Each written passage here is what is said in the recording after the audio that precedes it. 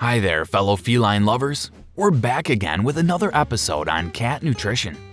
Last time we talked about the basics of wet cat food, and before that, we discussed another cat feeding option, the dry cat food. If you haven't watched these episodes yet, then you may want to check out the videos by visiting the description box below for the links. Now, for the third and last part of our cat nutrition series, for part 3, we're going to talk about the basics of raw cat food. Is it safe? Is it recommended? Or is it something you should avoid? Let's find out. Hey guys, welcome to Furry Feline Facts, a perfect catalog of cat stats. In today's video, we're going to talk about the basic things you need to know about wet food. This is the last part of the cat nutrition series. Make sure to watch all episodes. If you're not already a follower of Furry Feline Facts, meow is the time to click the subscribe and notification bell. If you are, give yourself a round of applause. Okay, enough kidding around. It's meow or never. What is the raw food diet, or RFD? RFD is made up of raw muscle meat, organ meat, and ground bones. For that reason, it is also sometimes known as the BARF diet, bones and raw food diet. But the keyword is raw, meaning it's cat food that's not cooked. This is actually a very sensitive topic in the world of cat enthusiasts because some believe that it's a natural way of feeding and thus healthy, while others think it's unsanitary. In part 1, we talked about the basic nutrients that cats need, and in that discussion, we learned that domestic cats, like their wild cat relatives, thrive on a diet that's high in protein and moisture, which commonly comes from animal meat. Animal meat is packed with amino acids, fatty acids, and other nutrients. People who back up raw food believe that cooking decreases and sometimes even removes these nutrients from the meat, so they prefer the BARF diet for their cats, which is the closest diet to what wild cats eat. But another group of cat owners begs to disagree, saying that domestic cats are different from wild cats, and so should their diet be. This group is mainly concerned with the safety and cleanliness of what their cats eat. By this time, you may be asking a very important question. Is raw food diet safe? No and yes. Wait, what? Let me explain. RFD truly comes with risks and dangers. First of all, anything raw can be contaminated with very harmful pathogens like Salmonella and E. coli. I'm pretty sure we've all heard of these bacteria before and how they could wreak havoc even to human health. Now, cats have more tolerance for these pathogens than humans because their digestive tract is more acidic, so most times, even when their raw food comes with pathogens, there won't be any issues. Except for cats with existing health issues like immune-mediated diseases like polyarthritis, irritable bowel syndrome, and anemia. As mentioned, RFD contains bones. Of course, they need to be ground.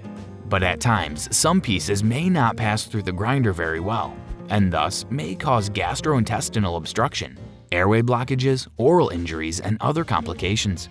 But most of all, RFD can cause cross-contamination, meaning the pathogens from the raw food that can be transferred to your cat may also be transmitted around the house to you and your family.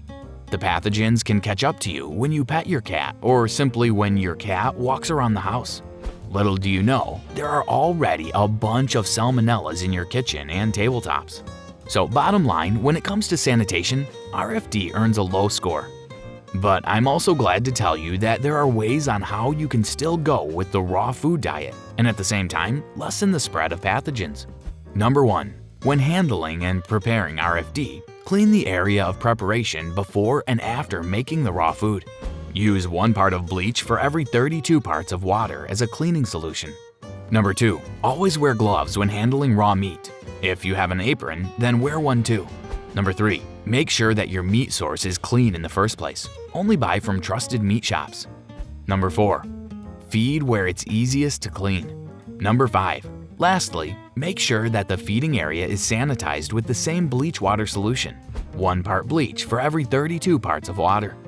So are there any more reasons why you should consider the raw food diet for your cat? Yes, RFD is not completely bad. Here are some benefits. Number 1. Improved digestion over time. Cats can get accustomed to raw meat as you feed it to them over time. As mentioned, they have an acidic and also short digestive tract. So if they happen to ingest a bacteria-bearing food, they could digest it efficiently within 12 hours. Thus, there's a much lesser chance of the bacteria to multiply and cause problems. For this reason, cats can also naturally resist food poisoning. Number 2. Lesser amount and reduce odor of stool. Raw food provides most of the nutrients that your cat needs. Thus, it won't feel the urge to eat too often. As a result, of course, it would also discharge stool less often. Raw food can also make a dry and non-odorous stool. Cats in the wild who feed on raw meat have a less pungent stool smell, and this is very helpful for evading bigger predators that track them through their stool smell. Number 3. Prevents obesity. 60% of cats in the US are overweight. Obesity sometimes leads to serious illnesses like diabetes and heart disease. Raw food diet can aid in cat weight loss, basically because among the three, wet, dry, and raw cat food, raw food has the least amount of carbohydrates. It's mainly made of proteins, which are great fat burners and lean muscle producers. So you see, RFD also has its advantages. If you're interested in feeding your cat with raw food, then you have two options. Either you go for a commercial raw food or do it the homemade way. But before choosing any, be sure to consult a vet. Ask a vet to help you pick or make cat food that has a complete and balanced formula. Like what I've always reminded you in the previous episodes, you must always include your vet's prescriptions in your decision making, especially when it comes to your cat's nutrition. If you're planning to make your own pet raw food, then here are the main ingredients and tools that you will need. Raw meat and organs, raw bones, eggs, supplements. Don't forget to consult the vet for the supplements that are most suited for your cat. Grinder. Find a grinder that could also handle bones and create fine pieces to avoid obstructions. Mixing bowls, disposable gloves, and freezer-safe containers.